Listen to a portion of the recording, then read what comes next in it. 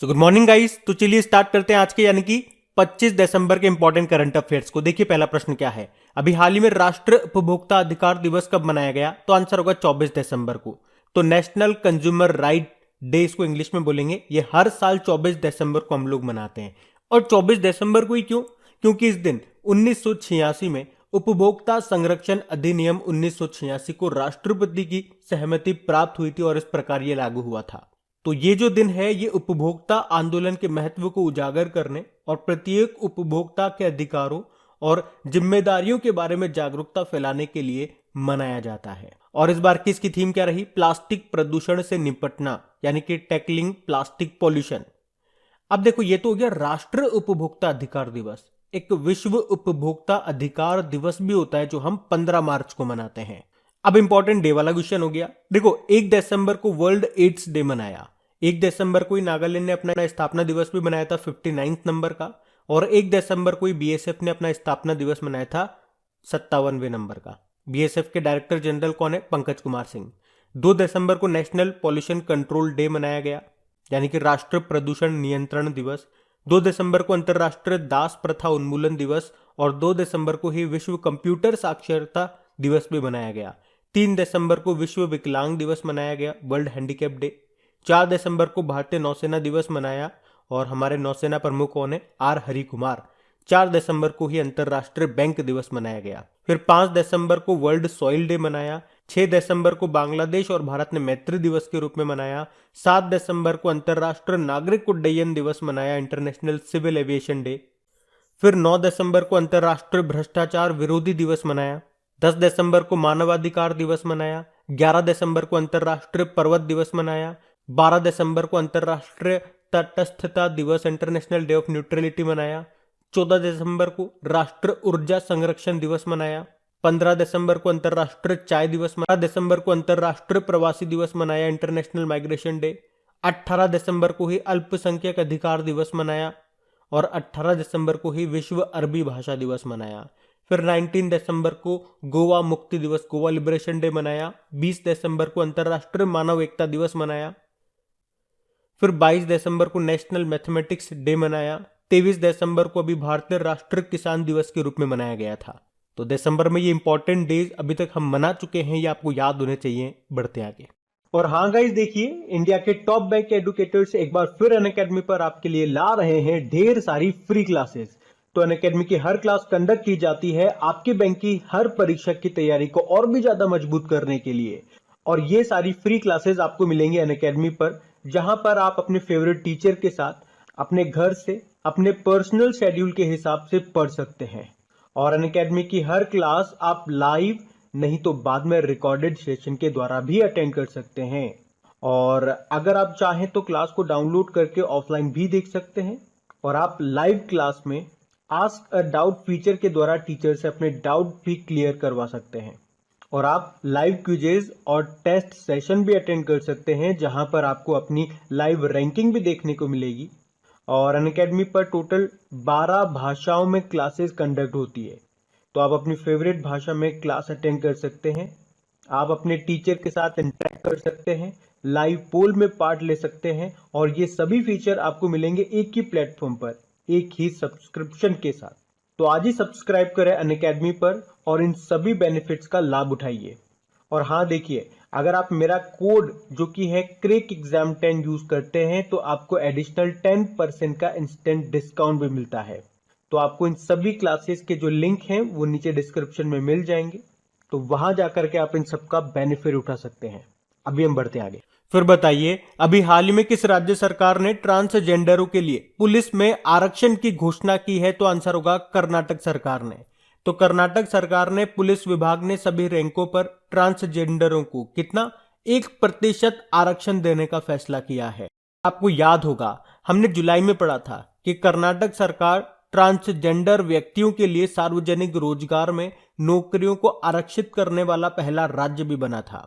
अच्छा, ट्रांसजेंडरों से एक दिन आप याद रखना, international transgender day of visibility 31 मार्च को मनाते हैं। अगर आपसे एग्जाम में पूछा जाए भारत का पहला ट्रांसजेंडर कम्युनिटी डेस्क कहां पे खुला, तो आंसर होगा तेलंगाना में। और भारत सरकार ने ट्रांसजेंडर व्यक्तियों के लिए गरिमा गृह भी स्थापित किया। कहाँ पे? वडोदरा, गुजरात में।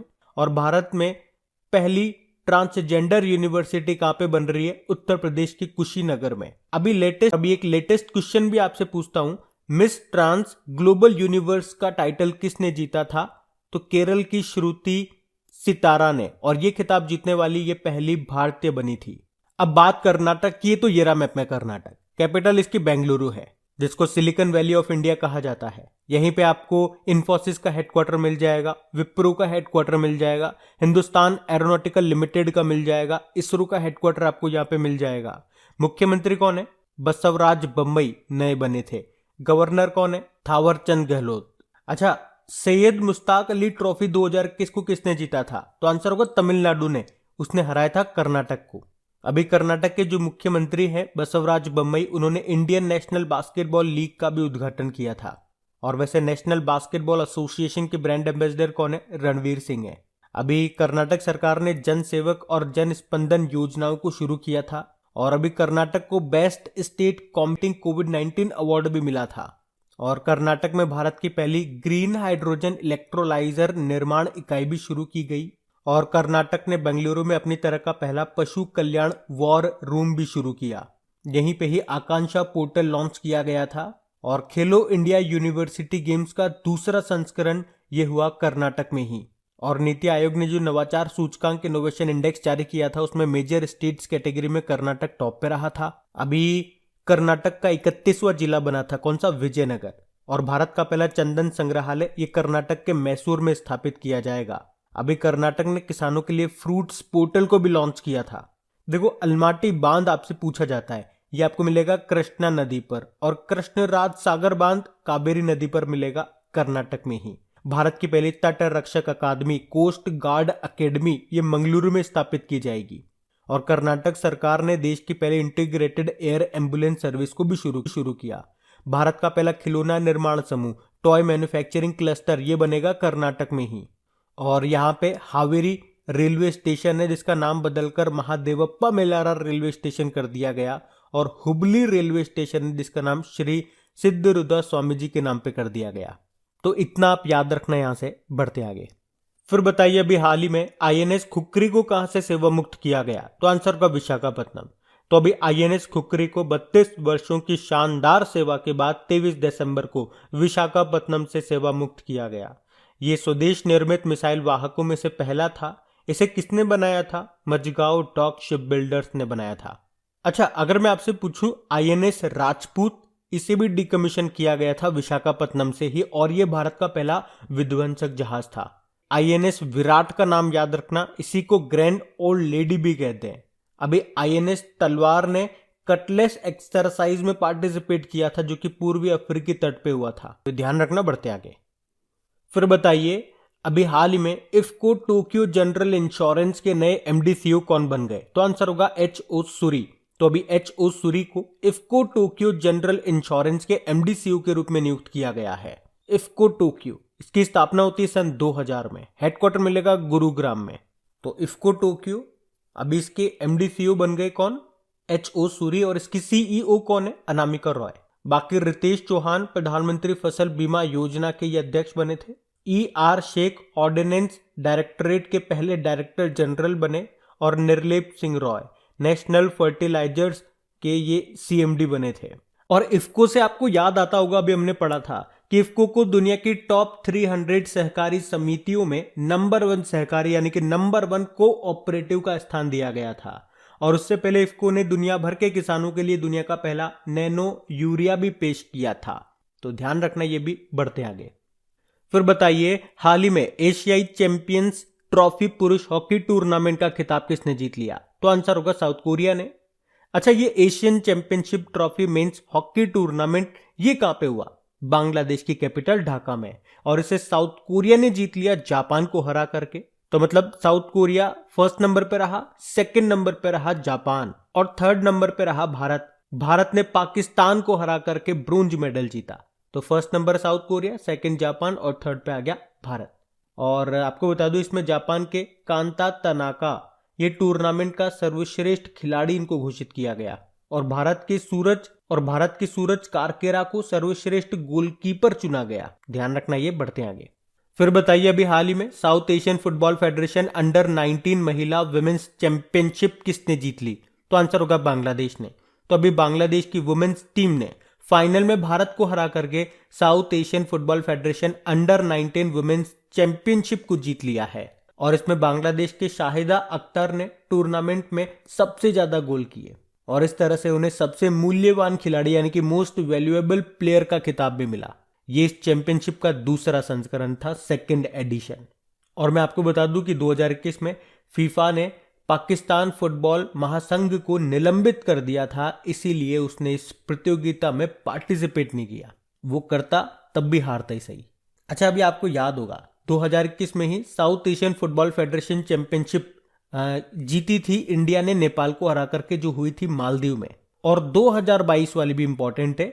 2022 में वुमेन्स अंडर 18 और under 19 south Asian football federation championship ये होगी कहां पे? पहले तो ये बताओ। ये भारत में होगी, ध्यान रखना। ये भी बढ़ते आगे।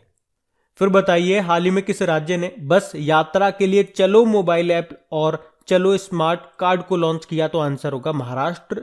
तो अभी महाराष्ट्र के जो पर्यटन और पर्यावरण मंत्री हैं आदित्य ठाकरे, उन्होंने ब्रह्म Mumbai electric supply and transport bus टिकटों की डिजिटल और अग्रिम खरीद की सुविधा के लिए चलो मोबाइल एप्लीकेशन और चलो स्मार्ट कार्ड को लॉन्च किया है। ये चलो मोबाइल एप्लीकेशन यात्रियों को ऑनलाइन बस टिकट खरीदने और ई वॉलेट के माध्यम से बस पास तक पहुंचने की अनुमति देगा। अब बात महाराष्ट्र की है, तो ये रहा मैप में महाराष्ट्र की कैपिटल मुंबई है। अभी आपको याद होगा भारत कौशल रिपोर्ट 2022 आई थी, उसमें टॉप पे रहा था महाराष्ट्र। और अभी विजय हजारी ट्रॉफी को किसने जीत लिया? मुंबई ने जीत लिया, उत्तर प्रदेश को हरा करके। और मुंबई की बात कर लें तो देश का पहला ड्राइव इन वैक्सीनेशन सेंटर ये शुरू हुआ था मुंबई में ही। मुंबई किस द्वीप पर स्थित है? सालसेट द्वीप पर। और किस नदी के मुहाने यानी कि किनारे पर स्थित है? तो उल्हास नदी के।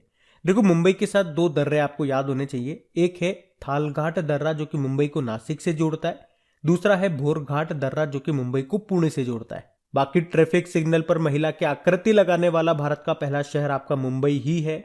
यहाँ के मुख्यमंत्री है उद्धव ठाकरे, गवर्नर कौन है? भगत सिंह कोश्यारी, और नए चीफ जस्टिस हैं दीपांकर दत्त। अभी महाराष्ट्र के वाडा कोलम चावल को और सफेद प्याज को जीआई टैग मिला था। और अभी महाराष्ट्र के पुणे में देश की सबसे हल्की मेट्रो ट्रेन लॉन्च होगी। और पुणे में आर्मी स्पोर्ट्स इंस्टीट्यूट के परिसर में जो एक स्टेडियम है उसका नाम नीरज चोपड़ा के नाम पे रखा गया है। चलो आप कमेंट बॉक्स में टाइप करके बताओ भाला फेंक दिवस हम लोग कब मना रहे हैं। और अभी महाराष्ट्र भूषण पुरस्कार किसे दिया गया? आशा भोसले जी को। तो याद रखना, बढ़ते आगे। बताइए, हाल ही में जारी रिपोर्ट के अनुसार यूनिकॉर्न कंपनियों के मामले में टॉप कंट्री कौन सा है? तो आंसर होगा यूएसए। यूनिकॉर्न कंपनीज मतलब क्या होता है? जिनका जो वैल्यू है वो $1 बिलियन से ज्यादा का हो। तो अभी हुरुन रिसर्च इंस्टीट्यूट ने अभी एक रिपोर्ट जारी की और उसमें बताया कि यूएसए में सबसे ज्यादा यूनिकॉर्न कंपनीज है। सेकंड नंबर पे आता है चाइना और भारत अब तीसरे नंबर पे आ गया है। तो ये आपको याद रखना है, बढ़ते आगे। अच्छा बताइए, 2022 में ICC under 19 cricket world cup की मेजबानी कौन सा देश करेगा? तो आंसर होगा वेस्ट इंडीज। तो 14 जनवरी से 5 फरवरी 2022 तक वेस्ट इंडीज में खेले जाएंगे ICC under 19 men's cricket world cup. अच्छा, अगर मैं आपसे पूछूं अगले साल यानी कि जनवरी में ही, जनवरी 2022 में लीजेंड्स क्रिकेट लीग का उद्घाटन सत्र की मेजबानी कौन सा देश करेगा? ओमान। और 2025 में एशिया यूथ पैरा गेम्स ये कहां पे होंगे? उज्बेकिस्तान की कैपिटल ताशकंद में होंगे। अगले साल आईपीएल भी होंगे, वो कहां पे होंगे? भारत में। अच्छा बताओ, 2024 में जो T20 मेंस वर्ल्ड कप होंगे वो कहां पे होंगे? यूएसए और वेस्ट इंडीज में। और 2025 में जो चैंपियंस ट्रॉफी होगी वो कहां पे होगी? पाकिस्तान में होगी। अगर मैं आपसे पूछूं पहला मुलग मेडल किसको मिला था? अजिंक्य रहाणे को मिला था, ऑस्ट्रेलिया ने दिया था। और अभी राष्ट्रीय नेत्रहीन क्रिकेट टूर्नामेंट को किसने जीता? आंध्र प्रदेश ने कर्नाटक को हरा करके। और बिग बैश लीग में शतक लगाने वाली पहली भारतीय महिला बनी थी कौन? स्मृति मंधाना।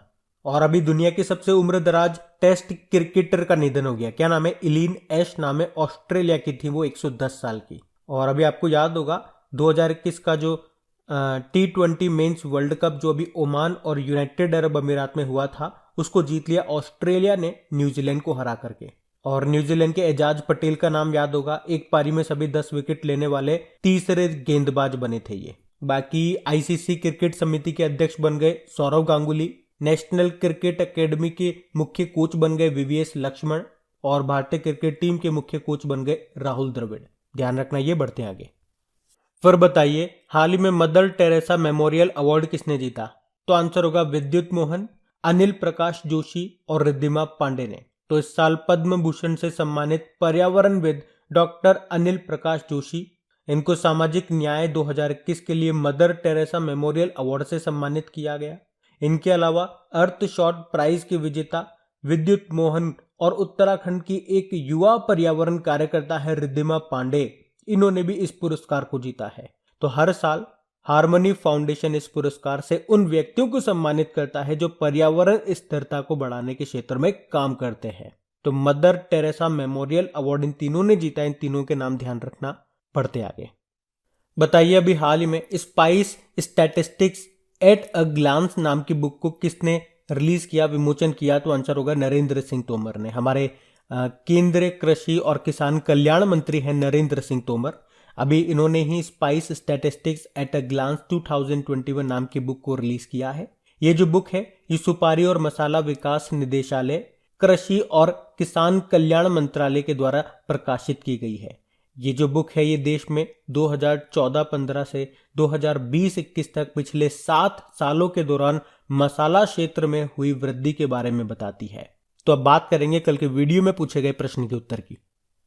तो कल के वीडियो में आपसे पूछा था अभी किस राज्य के मुख्यमंत्री ने जगन्नाथ रथ यात्रा को राज्य उत्सव घोषित किया? तो आंसर होगा पंजाब। आप सभी ने प्रश्न का बिल्कुल सही उत्तर दिया है। और गाइज, अगर सेशन अच्छा लगा तो लाइक करके अपने दोस्तों के साथ में शेयर जरूर करना। और इन सभी क्वेश्चंस का क्विज बना करके आपकी क्रेक एग्जाम एप्लीकेशन पे अपलोड कर दिया गया है, वहां जाकर के इनके अच्छे से प्रैक्टिस करना और वहीं पे इन सबकी पीडीएफ भी आपको मिल जाएगी। तो ये रहा आज का आपका होमवर्क प्रश्न।